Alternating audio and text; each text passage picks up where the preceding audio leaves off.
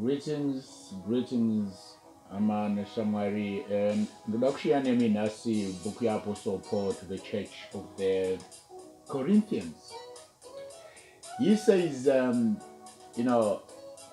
chapter 1 Corinthians, chapter 13, verse 8. Kunaka kwerudo, domsorosho. Verse 8 yoti, rudo harutongo peri, zvino kana kuri kuporofita kuchabviswa, kana dziri ndimi dzichaguma, kana kuri kuziva kuchabviswa. Nokuti tinoziva zvisakakwana, tinoporofita zvisakakwana. Asi kana zvakakwana zvasvika, izvo zvisakakwana zvinobviswa. Right. Ndinodaira kumweya mutsvene waMwari. Iwe unotenda kusimba remweya mutsvene waMwari kushanda kwaro.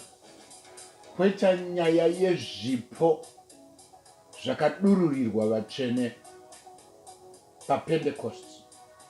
Chipo chemweya mutsvene waMwari, varume vakasimuka vachibata basa. Now Paul akuudza kereke yevaKorinde, akutaura nyaya yerudo. Anoburitsa nyaya inoitisa mubvunzo nawo kwatiri inini newe wechechi dzomweya. Yemi mese vekereke dzomweya. I don't care kuti apostori yani, I don't care kuti Pentecostal yani. Asi hanzi kuri kushanda chiporofita, hanzi pane pazvichagumiswa, not because I want it to end. Kwete kuti vanoprofitwa vapera, kwete. Asi hanzi zvichagumiswa, zvichabviswa, kukwapurwa kunduko tsve. Hanzi kana dziri ndimi chaidzo dzichagumiswa, vanhu kuguma vakutaura slang vasisatauri ndimi. Now, kana kuri kuziva kuchabviswa, analysis dzese dziri kupiwa nevanhu, cheap psychology iri kupinda muchurch. The word of God is saying that will come to a stop. Now, kana deno zvainzi nhasi zvaakubviswa, ndiudzewo kuti mukereke menyu zvamuine mukurumbira weuprofita. Saka panguva yechiprofita panenge poitwei. Are you ready for this? Are you ready for this day? Are you ready? Ndoda kuti ungoimagina, usaite nharo neshoko raMwari, nekuti rataura kuti zvichabviswa. Kana zvanzi zvichabviswa, zvichabviswa. That's not up to me or to anybody else. Shoko riri kutaura kuti zvichabviswa. Saka musi wazvinobviswa uyu, you guys, are we making the church ready? Zvainga jaira kuprofitwa, are we making them ready kuti vararame vasina chiprofita? Are you making them ready vanga vachiroposha nendimi kuti vararame vasingatauri ndimi? Hanzi chikonzero chaitisa izvozvi kuti zviitike, ndinoimba chiri pazasi apa nokuti pari kunzipo, nokuti tinoziva zvisakakwana. Netusaikoloji twedu tiri kuziva zvisakakwana. Maimi muri kuziva zvisina kukwana, baba muri kuziva zvisakakwana. Tinoprofita zvisakakwana. Tiri kuita chikonzero zvazvichaita kuti zvibviswe, tiri kuprofita zvisakakwana. I would want to think kuti denotai profita zvakakwana hachaibviswa. Denotai achitakura ruzivo rwakakwana, ziva yaibviswa. Deno ndimi dzedu tichitaura ndimi dzakakwana hadzaigumiswa. But chaakuita kuti zvibviswe inyaya yekuti it's all insufficient. Vanhu vari kuti vapedza kuprofitwa vanosara vaine more questions than answers. Vauya kuchurch, munotaurwa mweya mutsvene waMwari uchiti Mwari vati. Saka zvoreva kuti Mwari vari kutaura zvisakakwana muvanhu, vari kuburitsa ndimi dzisisakakwana muvanhu. vakaunza wisdom zivo isakakwana muvanhu. Apostle Paul vari kuti kukereke yekuvakorinde zvichabviswa. Hanzi zvichabviswa. Are you ready for this one? Kurudziro yangu ini haumani, ngatiswederei nemwoyo wezvokwadi, titaure chokwadi chinobva kuna Mwari, tisaprofita zvisina kukwana, tisaprofita zvepsychology, tisaise zivo yedu pane zvaMwari. Ngatange ari Mwari, apedze ari Mwari.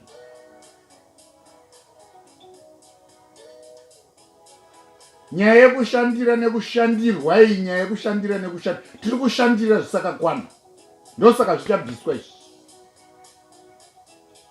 Anyway, please make ready. Hanzi nekuti kana zvakakwana zvasvika, izvo zvisakakwana zvichabviswa. Shoko raari kudzidzisa ishoko rerudo, raari kutaura kuti harizombofa rakasvika panguva yekupera ende haripedzwe. Rudo harugumi, asi zvisakakwana zvichabviswa. I mean, we need to pray about it. Inyaya yandiringoshewo nemi sehama dzangu munashe. Tikwanzi zvatiri kuita, operations dzatiri kuita pachechi yekorinde, tiri kuita zvisina kukwana. Tiri kuita zvisina kukwana. Chiprofita chekuburitsa mvura dzemumhango, tiri kuprofita zvisakakwana.